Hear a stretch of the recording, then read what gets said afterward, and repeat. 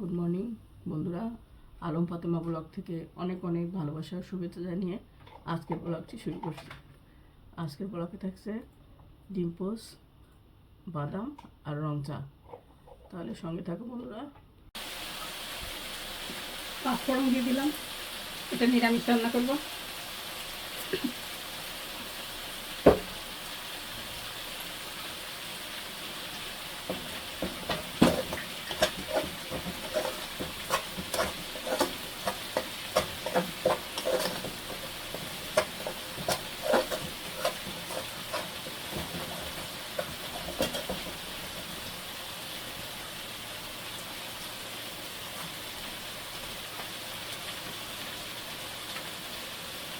আদা রসুন পেস্ট দিয়ে দিলাম, এটা নিরামিষ রান্না করবো।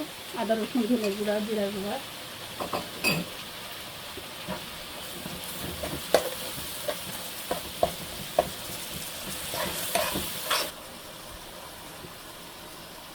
তেল ছেড়ে দিতে এখন সবজিগুলো দেবো।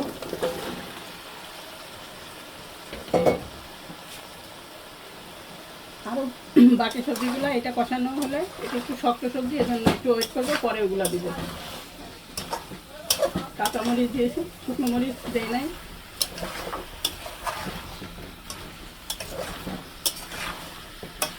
এখানে পেঁপে, গাজর, মূলা এগুলো আছে।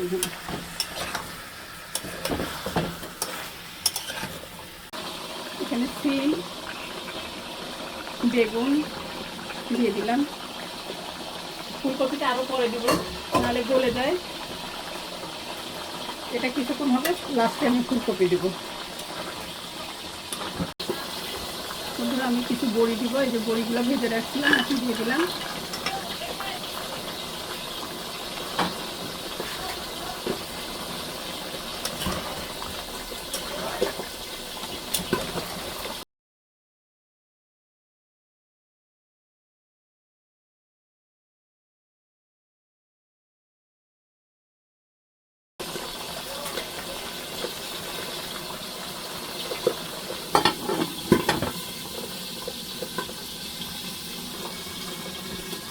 এখন ফুলকপিগুলো দিয়ে দেবো।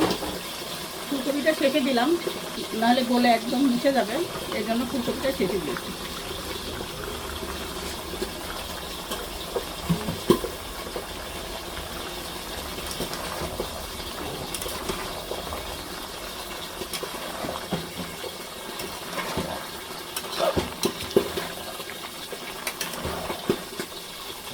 একটু গরম পানি দিয়ে দেবো, ফুটানো আছে কেন।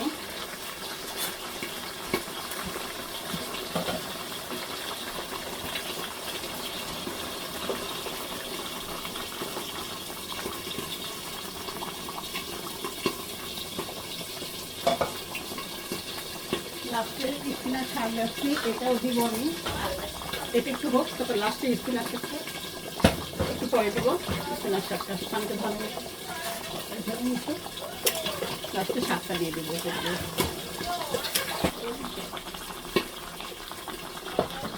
পালং শাকটা দিয়ে দিলাম। শীতের সময় এই সবজিটা খুবই ভালো লাগে। সব রকমের সবজি আছে এখানে।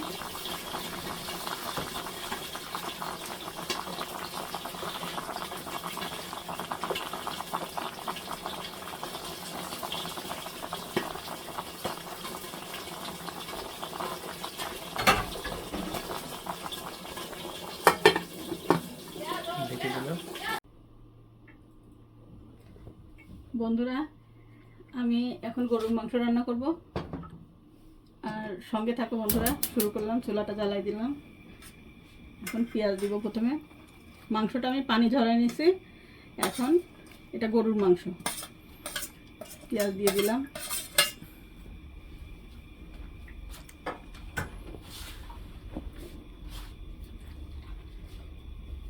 এখানে আদা রসুন পেস্ট 1 চামচ করে আছে, আর ধনের গুঁড়ো 1 চামচ, জিরার গুঁড়ো 1 চামচ, মরিচের গুঁড়ো 1 চামচ, আর তেজপাতা, দারুচিনি, লবঙ্গ, এলাচ দিয়ে দিলাম।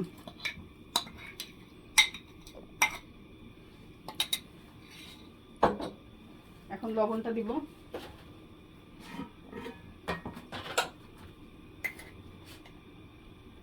লবণটা দিয়ে দিলাম।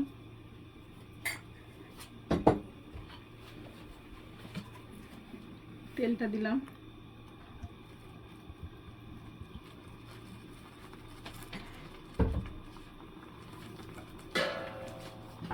এখন নেড়ে দিব।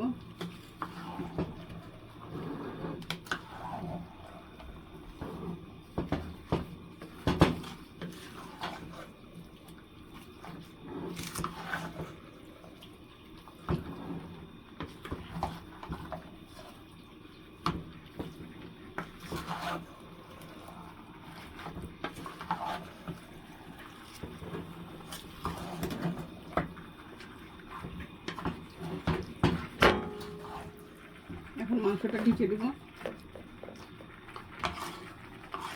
সঙ্গে থাকো বন্ধুরা।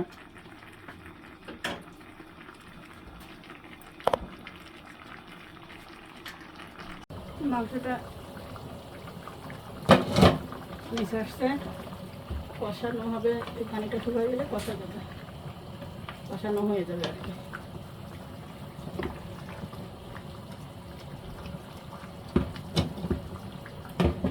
রান্নাটাই মাত্র শেষ হলো বন্ধুরা, সঙ্গে থাকো। হ্যালো বন্ধুরা, আজকে রাতে ডিনারে থাকছে রুটি, সবজি আর গরুর মাংস। তাহলে বন্ধুরা দেখতে থাকো, আর আমার ভিডিওটি ভালো লাগলে লাইক, কমেন্ট, সাবস্ক্রাইব করো অবশ্যই। তাহলে আজকে এ পর্যন্ত, আল্লাহ হাফেজ।